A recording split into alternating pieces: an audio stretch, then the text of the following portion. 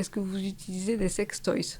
Alors là, j'ai dit, ça c'est incroyable. Moi, je vois dans votre agression de la préméditation. Et donc des faits extrêmement graves. Mais encore une fois, c'est la victime, c'est vous, Mélodie, cette femme qui vous retrouvez lésée déjà dans un premier temps par la police et par la justice, puisque c'est une procureure qui va prendre cette décision, hein, et non une juge. Parce que je crois que c'est un procureur qui finit par suivre ou pas la plainte. Mais ça change beaucoup de choses. Mais oui. J'ai eu aussi le sentiment que la qualification avait reboosté votre agresseur, qu'il y avait vu une opportunité.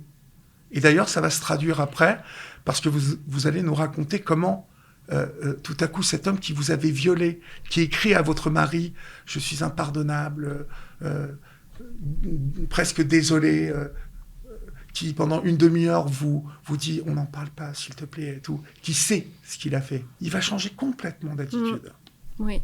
Alors, je vous laisse nous raconter la suite. Là, il va complètement nier les faits, et puis très rapidement raconter des choses sur moi, sur lesquelles il va falloir que je réponde, en plus, auprès des inspecteurs de police, auprès du juge.